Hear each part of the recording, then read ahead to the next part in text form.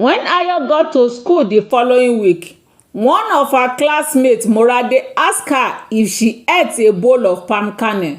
At least everyone mostly in the town eats palm kernel as snacks, commonly with garri after closing from school. Ayo gave her the full detail of what happened, how she only ate 5 pieces of palm kernel and the second girl ate 3. It was then Morade told Ayo, "This woman really hates you. Will you tell your mom about her?" Ayo said no. Morade now advised her to do so.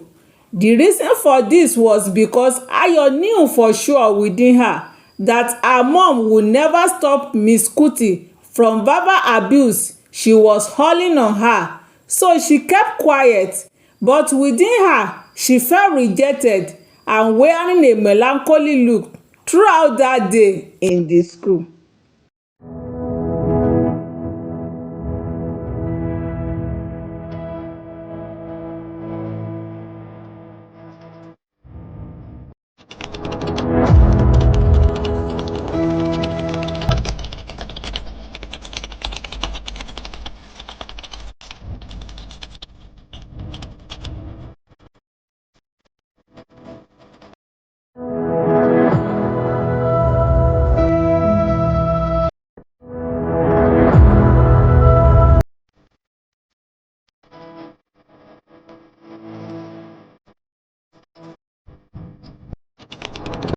This time around, Ayo's dad was on semester break, so he stayed at home longer than usual.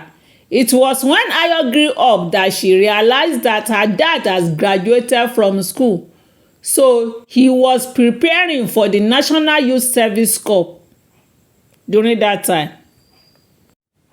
Ayo often wondered what her mom's problem was because of the way and manner she took steps on trivial matter. This was what happened one Monday morning on the assembly ground when she spotted a girl called Fayoke who plaited her hair in her class. She moved straight to the girl right in the assembly ground and asked her, "Fayoke, who plait your hair?" She replied, "My mom, ma." She then said, "We will see after the assembly in the class." Ayo was stylishly looking at her mom in the assembly ground, feeling ashamed for her, as it was written all over her that the day would not be an easy one for the girl. So immediately after the assembly, she asked the girl to stand up from her seat to the front and face the class. After which she asked again, "Fayoke, who plait your hair for you?" Fayoke replied again, "My mom, ma." She then sent Fayoke back home to invite her mom to the school immediately. Fayoke went home, came back and reported, "My mom has gone to farm." Ayo's mom ordered her to carry her school bag and stay back at home and come back to school when her mom is back from the farm, because she need to see her and agree on how she will be maintaining the hair. The girl went back home for the second time, and while she was away this second time, Ayo's mom began to rush the remaining pupils in the class to finish their classwork on time and submit before the girl will come back. She initially gave 4 exercises to the pupils in the class. She later cancelled the 4th one and tell them to submit their book and start the correction immediately. It was during the correction on the board that the girl came with her mom and serious conversation ensued. Ayo's mom, Mrs. Alade, asked Fayoke's mom, "Why did you plait your daughter's hair?" She replied, "She showed interest in plaiting her hair and I don't want to deny her." Mrs. Alade continued, "Did you think you can cope with plaiting of hair with your domestic chores and farm activities?" Fayoke's mom replied, "Yes, I can." Mrs. Alade replied, "If she must plait her hair in this class, she must be changing the styles every week. And you can see the hair she started today had made her lost first period and you too were disturbed from what you are doing just because of plaiting her hair, and this is what we continue every week.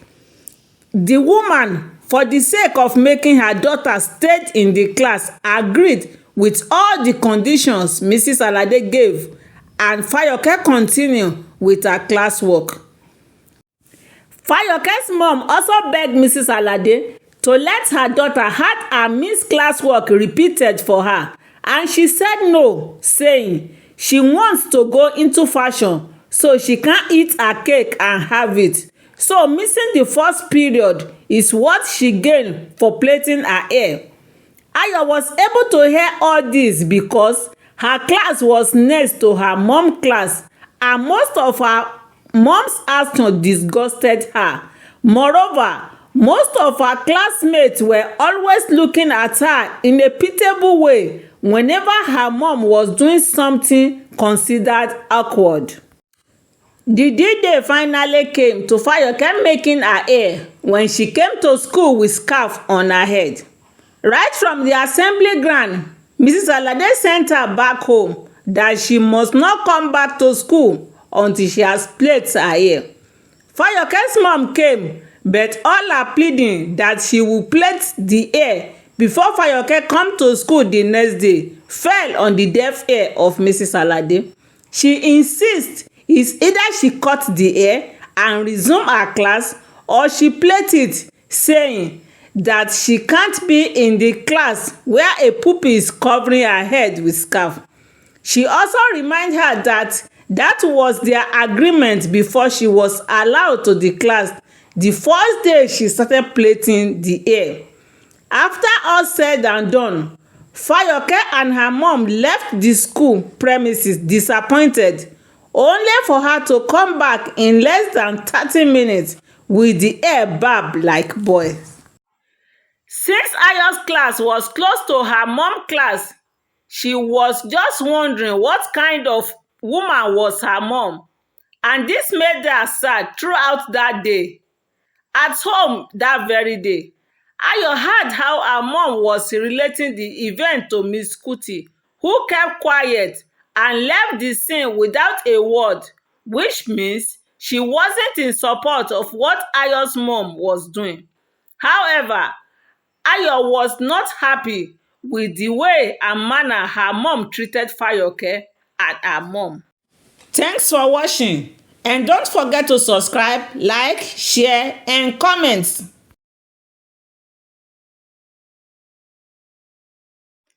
Ayo heard the headmaster talking in anger with her mom. He asked, "Mrs. Alade, why did you tell her to call her mom when I told you to register her in your class?" She responded, "I don't want her to disrupt my class register, or else I will not enter my register at the end of the year." The headmaster continued, "You have your daughter in this school, and you want to stop the education career of this young girl." In anger, Mrs. Alade called Ayo from outside where she was having serious argument with the headmaster. Immediately, Ayo responded from her class. Her mother said, "Come out and let the headmaster see you." The headmaster continued, "Because your daughter is here, you want to ruin another person's daughter." She replied, "I am not ruining her life. It was her mom that was taking her to farm that want to ruin her life. So, count me out."